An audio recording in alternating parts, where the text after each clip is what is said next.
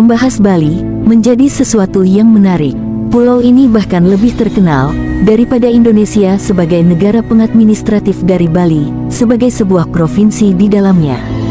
Sejatinya, Bali, pulau yang terkenal dengan keindahan alam dan budayanya, memiliki banyak tradisi dan upacara adat yang menarik untuk diketahui. Semakin menarik bahwa benar kalau kehidupan orang di Jembrana, Bali, ditandai dengan keberagaman etnis, topografi yang beragam, dan berbagai tradisi.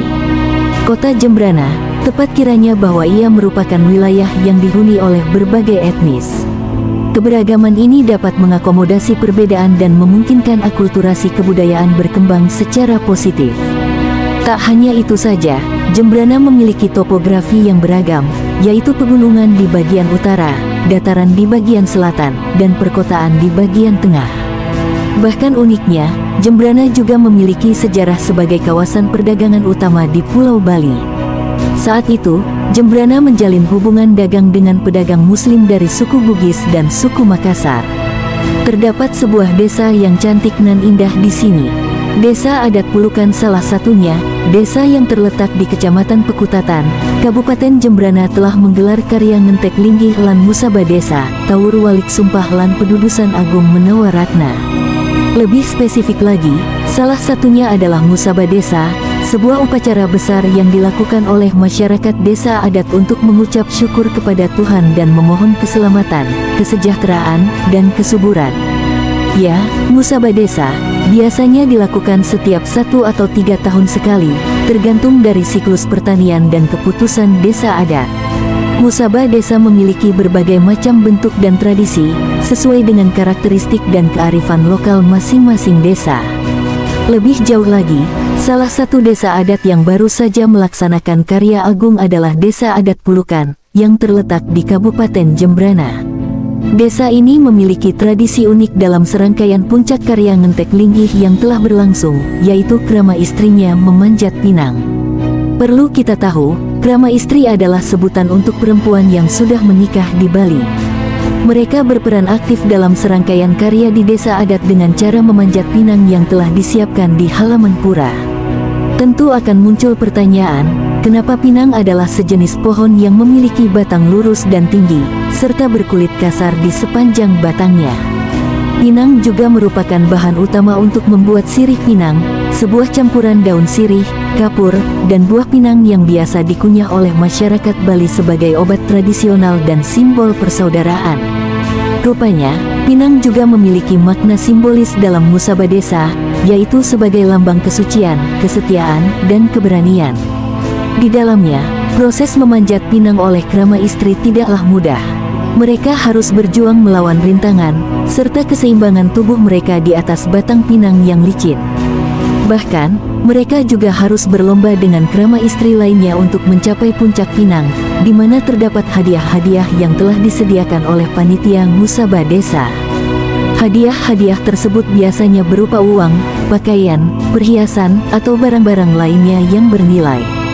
Tak selesai di situ saja, tujuan dari krama istri panjat pinang adalah untuk menghibur masyarakat yang menyaksikan karya agung, sekaligus untuk menguji keberanian dan ketekunan mereka dalam menghadapi tantangan hidup.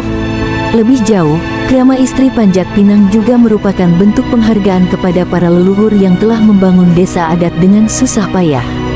Dengan demikian, krama istri panjat pinang menjadi salah satu tradisi yang menjaga nilai-nilai luhur budaya Bali. Sejatinya bahwa Kabupaten Jembrana terletak di provinsi yang terkenal dengan sebutan Pulau Dewata, tepatnya di sebelah barat Provinsi Bali. Kabupaten ini terbagi menjadi 5 kecamatan, yaitu Kecamatan Melaya, Kecamatan Negara, Kecamatan Jembrana, Kecamatan Mendoyo, dan Kecamatan Pekutan. Secara administratif, berbatasan dengan Samudra Indonesia di sebelah selatan dan Selat Bali di sebelah barat. Luas wilayah Kabupaten Jembrana sekitar 841.800 km persegi atau setara dengan 14,96% luas wilayah Pulau Bali. Pada tahun 2020, jumlah penduduk Kabupaten Jembrana sebanyak 317.064 jiwa dengan penduduk terbanyak yaitu generasi Z sebanyak 25,94%. Sebenarnya kabupaten ini punya banyak tempat wisata menarik dan beragam pilihan aktivitas liburan seru. Jembrana juga memiliki atraksi wisata unik yang bernama Makepung. Ini adalah turnamen balap kerbau yang menggunakan 2 kerbau yang dikendalikan 1 orang joki. Tradisi Makepung biasanya dilakukan di sekitar Kecamatan Melaya, Kabupaten Jembrana. Dalam perspektif semiotik, asal-usul nama Jembrana sendiri berasal dari nama flora dan fauna. Selain itu, nama Jembrana berasal dari kawasan hutan belantara yang disebut Jimbaruwana yang dihuni oleh Raja Ular. Pada waktu dulu, raja dan pengikut membangun Puri Gede Jembrana pada awal abad ke-16 oleh I Gusti Made Yasa, penguasa Brangbang.